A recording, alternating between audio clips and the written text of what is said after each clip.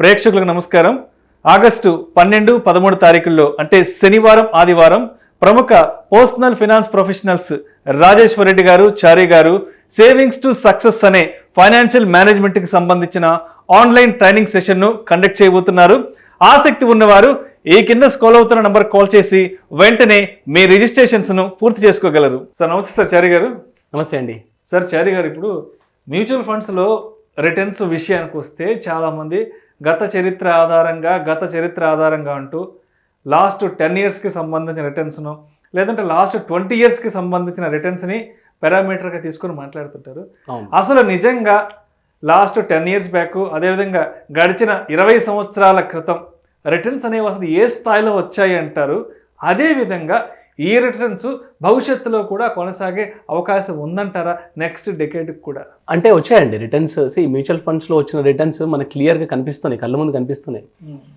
కొన్ని ఫండ్స్ అయితే 20 years back start అయిన ఫండ్స్ అయితే జస్ట్ మ్యూచువల్ ఫండ్ ఎస్ఐపిలో ఎవ్రీ మంత్ 2,000 రూపీస్ ఇన్వెస్ట్ చేసుకుంటూ వస్తే 2,000 రూపీస్ ఇంటూ 20 ఇయర్స్ అంటే 4,80,000 ఇన్వెస్ట్ చేస్తే ఆ 4,80,000 రూపీస్ ₹1 కోటి అయిన ఫండ్స్ కూడా చాలా ఉన్నాయి. చాలా సిచ్యువేషన్స్ కూడా ఉన్నాయి.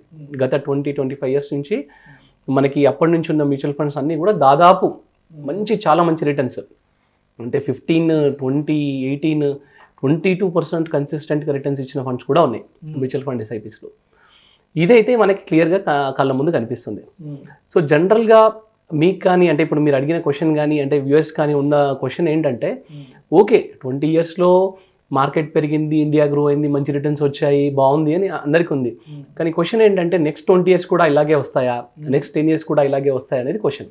ఓకే, మ్యూచువల్ ఫండ్స్ని అర్థం చేసుకునేటప్పుడు ఒక చిన్న లాజిక్ అర్థం చేసుకోవాలి మనం. ఓకే, ఈ ప్రాసెస్ ఏంటి, లాస్ట్ 20 ఇయర్స్లో అసలు ఎలా వచ్చాయి రిటర్న్స్? ఫర్ ఎగ్జాంపుల్ మనకి మీరు మ్యూచువల్ ఫండ్ కంపెనీలో డబ్బులు పెట్టారు, పలానా ఫండ్ ఉంది అందులో డబ్బులు పెట్టారు.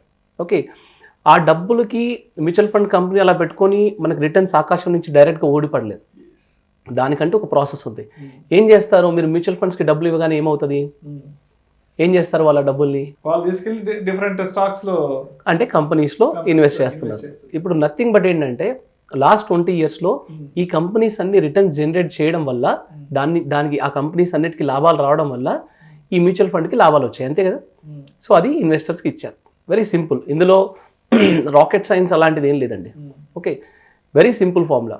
మనం మ్యూచువల్ ఫండ్కి డబ్బులు ఇచ్చాము, మ్యూచువల్ ఫండ్ కంపెనీస్ వాళ్ళ ఫండ్ మేనేజర్స్ అన్ని ఆ స్టాక్స్లో పెట్టారు, ఆ పర్టికులర్ కంపెనీస్ అన్ని గ్రో అయ్యాయి కాబట్టి మనకు రిటర్న్స్ వచ్చాయి. మనం ఏం చూడాలి, నెక్స్ట్ 20 ఇయర్స్లో రిటర్న్స్ వస్తాయా లేదా అనడానికి మనం చూడాల్సింది ఏంటంటే ఈ కంపెనీస్ ఏవైతే ఉన్నాయో లాస్ట్ 20 ఇయర్స్లో రిటర్న్స్ ఇచ్చిన కంపెనీస్, నెక్స్ట్ 20 ఇయర్స్లో రిటర్న్స్ ఇచ్చే కంపెనీస్. ఓకే, లాస్ట్ 20 ఇయర్స్లో రిటర్న్స్ ఇచ్చిన కంపెనీస్ ఓకే, అది పక్కన పెట్టేసేయండి. నెక్స్ట్ 20 ఇయర్స్లో రిటర్న్స్ ఇవ్వాలి అనుకుంటే కనుక ఈ కంపెనీస్కి అన్నిటికీ ఎంత స్కోప్ ఉంది అనేది మనం చూడాలి.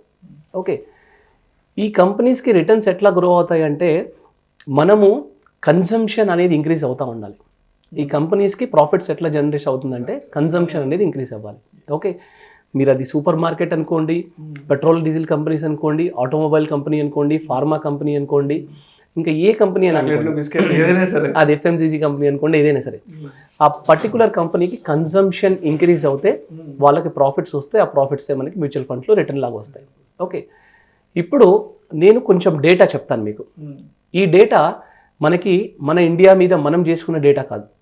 ప్రతి ఫారినర్, ప్రతి కంట్రీ ఇండియా మీద రీసెర్చ్ చేసి బాబు నెక్స్ట్ 10 ఇయర్స్లో 15 ఇయర్స్లో మీ ఇండియా ఇలా ఉండబోతుంది, మీ జీడిపి గ్రోత్ ఇలా ఉండబోతుంది అని వాళ్ళు చేసి రీసెర్చ్ చేసి పెద్ద పెద్ద థర్డ్ పార్టీ కంపెనీస్ మన మీద రాసిన ఆర్టికల్స్ ఇవన్నీ. ఓకే, లాస్ట్ 20 ఇయర్స్లో మనం ఎంత స్పీడ్గా గ్రో అయ్యామనేది మన కళ్ళ ముందు కనిపిస్తుంది. నెక్స్ట్ 20 ఇయర్స్ నుంచి వాళ్ళ డేటా ఏం చెప్తుంది అంటే ఇండియన్ మార్కెట్ని 3 కాంపోనెంట్స్ రన్ చేయబోతున్నాయండి. Component number 1 youth, young and energetic and skilled labour India నుంచి వస్తున్నారు. ప్రతి కంట్రీ నుంచి, ఫర్ ఎగ్జాంపుల్ యూఎస్ ఉందనుకోండి, ప్రతి కంట్రీ నుంచి ఒక్కొక్కటి తీసుకుంటుంది.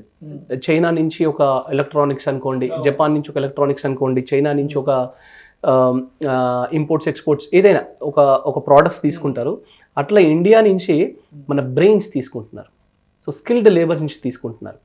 ఓకే, ఇండియన్ యూత్ పాపులేషన్ విషయానికి వస్తే 40 crores మనకు ఉన్నది 140 crore పాపులేషన్లో 40 crore యూత్ పాపులేషన్ ఉంది మన దగ్గర. ఇట్స్ ఎ హ్యూజ్ నెంబర్ అండి.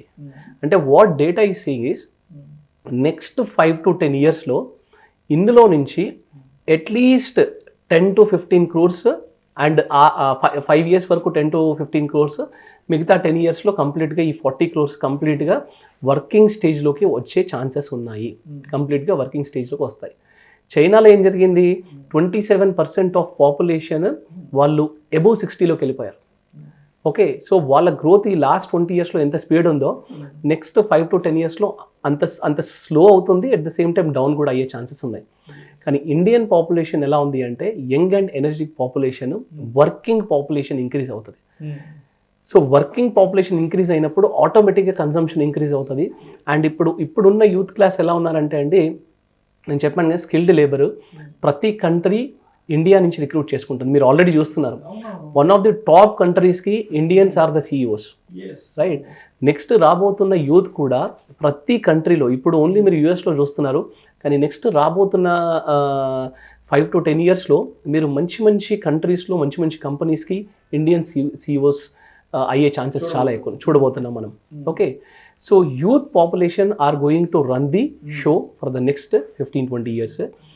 సెకండ్ కాంపోనెంట్ ఏంటంటే female working population. 20 years back మీరు ఫీమేల్ వర్కింగ్ పాపులేషన్ని ఎక్కడో ఏదో గవర్నమెంట్ స్కూల్లో లెక్చరర్ లాగానో లేదా ఏదైనా గవర్నమెంట్ కంపెనీస్లో ఎక్కడనో వర్క్ చేయడం మాత్రమే చూశారు. అన్ని కంట్రీస్కి ఫీమేల్ వర్కింగ్ పాపులేషన్ అనేది ఎప్పటి నుంచో ఉంది. కానీ మన కంట్రీకి మాత్రం ఈ లాస్ట్ 10 to 15 years నుంచి సిగ్నిఫికెంట్ ఇంక్రీజ్ అయింది మన దాంట్లో. ఓకే, సో ఇప్పుడు మీరు చూడండి చాలా ఫ్యామిలీస్లో వైఫ్ అండ్ హస్బెండ్ ఇద్దరు వర్కింగ్ ఉన్నారు. మీరు ఇదే 15-20 years బ్యాక్ మీకు అది కనిపించలేదు. Okay, so female working population component ఇస్తే మనకు ఒక నెక్స్ట్ జంప్ తీసుకునే లాంటిది అనమాట. అంటే వైఫ్ అండ్ హస్బెండ్ వర్క్ చేస్తుంటే ఇద్దరికి తలా ₹1,00,000 వస్తున్నాయంటే ₹1,00,000 కంప్లీట్గా కన్సంప్షన్కే వెళ్ళిపోతుంది. ఓ మంచి కార్ కొనుక్కోవడం, మంచి ఇల్లు కొనుక్కోవడం ఇది. ఓకే, అండ్ థర్డ్ కాంపోనెంట్ వచ్చేసి standard of living of middle class. So middle class వాళ్ళు మన మార్కెట్ని రన్ చేయబోతున్నారు నెక్స్ట్ 15-20 years. ఎందుకంటే మనకి ఎక్కువ కన్జంప్షన్ మిడిల్ క్లాస్ నుంచే ఎక్కువ అవుతుంది. అండ్ మిడిల్ క్లాస్ పాపులేషన్ మన దగ్గర చాలా ఎక్కువ ఉంది. ఓకే, సో మనకి పూర్ నుండి స్లోగా మిడిల్కి వస్తున్నారు. మిడిల్ వాళ్ళందరూ నెక్స్ట్ 10 to 15 yearsలో మీరు రీచ్ అవుతారు. మీరు చూడండి, కావాలంటే లాస్ట్ 15 years బ్యాక్ మీరు చూస్తే ఒక 2-wheeler కొంటే వాళ్ళు ఒక చిన్నపాటి పార్టీ లాగా చేసుకునేవాళ్ళు. ఓకే, 2-wheelerకి టీవీ కొన్నా, ఫ్రిడ్జ్ కొన్నా, ఇంకేదైనా. ఇవాళ చూడండి చాలామంది ఇండ్లలో కారు ఇట్స్ అ కామన్ అయిపోయింది. ఓకే, టీవీ కన్సంప్షన్ అనేది ఎలా అయిపోయిందంటే ఇప్పుడు బజాజ్ ఎలక్ట్రానిక్స్కి వెళ్ళిపోయి ఒకప్పుడు అంటే సపోజ్ టీవీ కొనాలంటే ఒక ₹60,000 తీసుకెళ్ళి వాళ్ళకి ఇస్తే టీవీ ఇచ్చేవాళ్ళు. ఇవాళ ఏంటంటే బజాజ్ ఎలక్ట్రానిక్స్లోకి ఏ రిలయన్స్ డిజిటల్లోకి వెళ్తే మీరు టీవీ, ఫ్రిడ్జ్, వాషింగ్ మిషన్ ఇవన్నీ కలిపి ఒక ₹1 కూడా వాడికి కట్టకుండా మనం తీసేసుకోవచ్చు. నెక్స్ట్ మంత్ నుంచి ఈఎంఐ స్టార్ట్ అవుతుంది, అది ఈజీగా కట్టేసుకుంటున్నారు. So the standard of living of middle class is significantly increased. మీకు ఎగ్జాంపుల్ చెప్తాను, ఈ ఎగ్జాంపుల్తో మీకు ఇంకా క్లియర్గా అర్థమవుతుంది. ఓకే, మీకు రోడ్ సైడ్లో ఒక ఫిల్టర్ కాఫీ ఉందనుకోండి, అది ఎంత కాస్ట్ అవుతుందండి? ఎంత ఉంటుంది? ఒక ₹20-30. ₹20. అదే కాఫీని తీసుకెళ్ళి కాఫీ డేలో పెడితే ఎంత ఉంటుంది? ఇంకా 250, 280, 300. ఓకే, అదే కాఫీని తీసుకెళ్ళి జూబ్లీ హిల్స్లో బరిస్టా కేఫ్లో పెడితే ఎలా ఉంటుంది? ఎంత ఉంటుంది కాస్ట్? 500, 600 ఉంటుంది కదా.